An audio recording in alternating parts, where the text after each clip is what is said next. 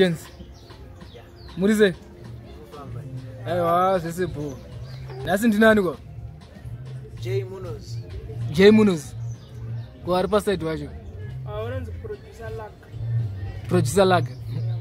Muri producer ere mndani? Yeah, ni producer. Okay. Saka wekutanga watu wanonzani? Munoz. Okay. Munoita nezveko Mr. Munoz. Artist. Meaning to say kuti munoimba music, yani? Yeah. Okay. Munoimba music here say? I focus on gospel music. Okay. But at some point it no go to music taurisa mbishana. Taurisa mbishana. So I am mainly into gospel, but tinoshanda nezvikuitika panguva iyo. Okay. So which means I can play even like sana dance or afro pop chingoenderana. But mainly into gospel. Wasa kwako cheko cha gospel. Yeah. But kuma unozongoita uchipinda pindozo. Yeah, ndongozoita chipinda pinda. Alright. Sa makazotanga rini zve music? Zve music ndakazvitanga kuma 2005. Alright. Up to now. Yeah, ndichiri kuchikoro chaiko ndichiri kadiki up to now. Muchinongorwa music. Yeah. Alright. So mamune makore mangani pamakatanga? 2005. Eh. 1999. 9 years. Koizvo zvimani mangani? 26. Hey. Saka machofa kamuri music industry. Tizongoita izvo chete pacho chete mbori kuchikoro. I'm yet to complete something per usage. Alright. Saka zvanhu zvakamira semi-industry pamakatanga pacho kusvika izvezvi? Obviously ma-challenges zvawo anowanika like financial challenges and some discouragements, but kana uine focus uchiziva zvauri kuda unongonangana nechinangwa chaukuda kufilira uenda mberi. Alright, aiwa ndizvozvo. Saka maishanda nani nguva yese kusvika izvezvi muri kungoshanda navo vachikubatsirai kuita maprojects amunenge muchiita chichichi? Right now I'm working nevanonzi Mr. Timbiri. He is helping me for now. Music kuti zvipo vari kungobatsirawo nepaanogona napo zviite sezvinotifambei. Ndine vamwe vandoshandisenza navo kubasa akafanana Laga na boss Jaja vabuda vambobuda zvavo, but ndo vamwe vandoshandawo navo. Saka kubva pamakatanga bimi kuita zvemusic kusvika izvezvi pane kachenjeri kakamboitika panyaya dzekuti musimukirewo kana kuti muendobva from level 1 to level 2? Ndingangoti I'm still uprising, but on the way I have achieved one or two things. Firstly, which is ndakatomboita number 3 paRadio Zimbabwe Coca-Cola Top 50 ya 2017. Then ndikazoitawo number 1 paRadio Zimbabwe iyoyo Coca-Cola Top 50 ya 2019. So I see it as a greater achievement. Yeah, sure. Saka pamakapinda mutop 3 papo pacho ndapi masongs akaita kuti mupinde mutop 3? Ya 2017 yainzi ndidzivirirei ndo yanga iri pafirst album. Then ya 2019 yanga iri pasecond album inonzi Tenda yandakafeature nebrother yangu Nyarazi Munoz. Ndo yakaita number 1. Saka chazoda kuti muzo freestyle masong acho naiwa tizombomanzwa. Ani muchimda kuzorwa nekeyboard? Yeah, ndazomborwa nekeyboard. Amene kuti munokwanisa kurwa pasina keyboard kana kuti muda kuzorwa nekeyboard here? Andogona kutry. Mumbotry muzorwa nekeyboard ani? Nzira yekutenda isinyore panoda nyasha dzero endo kuti ufambe mune zvidziva idzo zvipinga idzo asi kakata kusvika usvike. Yes sir, mad freestyle. Mad freestyle. What about my live shows? Munombo perform away? Yeah, tichiri kuaccept ma invitations kuma functions akasiyana siyana hatisarudzi. but we are yet to pinde into that nyatsotsvaga shows, but we are ready for them. Oh, okay. Kwa makambo perform before? Ndakambo perform kwakaita sekumagala, pane gala ya 20 last year 2021 muna August Heroes Gala. I was there. Nana macheso nevamwe, so yeah. Alright. Daiwa zvinokudzwa. Saka alright, tomboti mafans angada music yenyu, vanoda kushanda nemi, vanokubata ipapi mai? Okay, social media handles edu akamira akadai. So Facebook page J Munoz Music, JAYMUNOZ Music. So same applies with YouTube. They can contact me direct per phone 0772 599 303. Yeah, music edu inowanikwa pa YouTube. Kwanza tongoenda download pa channel ipi? J Munoz Music. Oh, nice. Producer Laga? Yeah. Sizwe? Oh, zvangu mene. Ayo hapo. Baba makatanga ushande mkomana uyu pane progress ere yakamboitika kana kuti mkomana ushandika naye? Kusangana kwedu nemkomana chinhu chinofadza zvisingaiti. I wasn't into gospel zvikudaro. Alright. But mkomana nekuziya kwake nekugona kwake takabikana takasvika chaipo. Tikungoramba titase tichienda umberi. Alright. Saka mutimu kubika music yake ese? Yeah, I'm a personal producer, but shanda na vamwe futi. Tine mamwe maproject tikanocollaborate nevamwe tichienda takadaro. Alright. Studio iri kupi zviya? Studio iri kuWaterfalls, kunonzi kushort story. Waterfalls short story. Alright. Roddie waniyo kugadzirwa muWaterfalls kufamba nemukanyi. Ndokwa mune muzi? Yeah, ndokwana. Aiwa, heavy. Saka iripo, saka rega timbo maya nekeyboard apo. Andika timbonzwa kuti maya somira sei. Alright, sharp.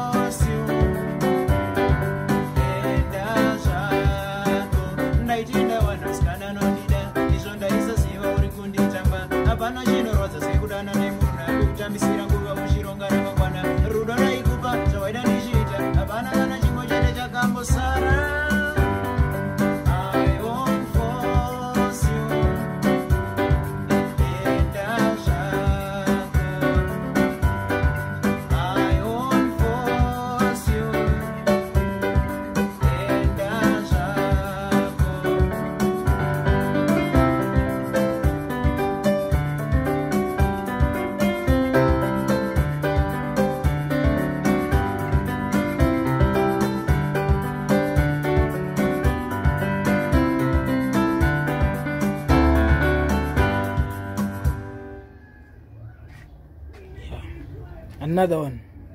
Okay. Another one goes like this.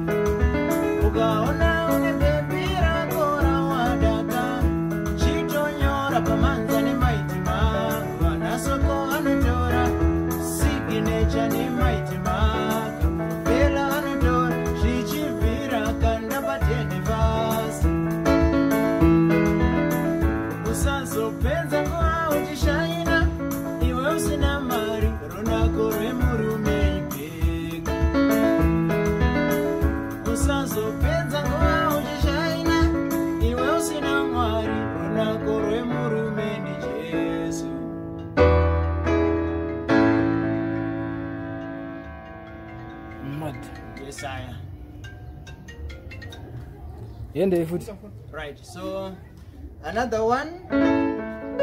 Inonzi yakwe. Yakwe? Eh. Chitubu cheupenyu. Alright.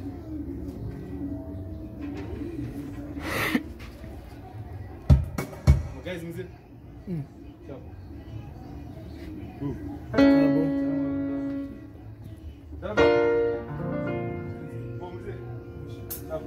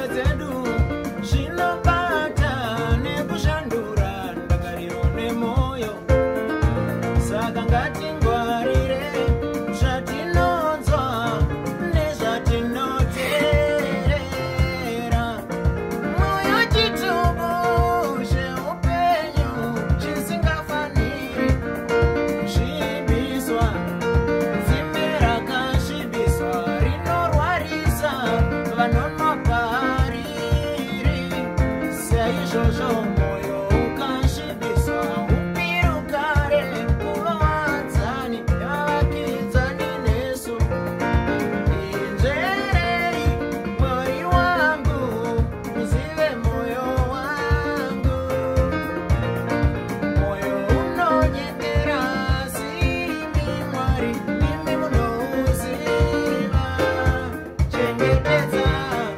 Moyo wako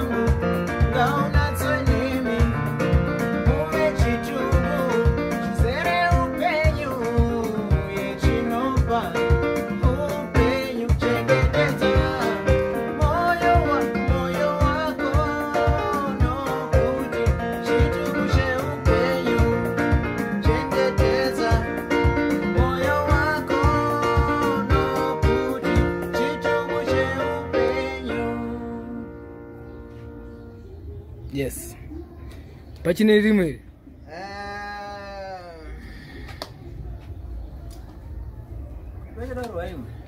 Amen. Anditonzwa kwamuri kana mchirungu dangoro waime kana angukwana wakwana. Kana une imoyo ngoti pa kupesera yabo. Borwa neighbor.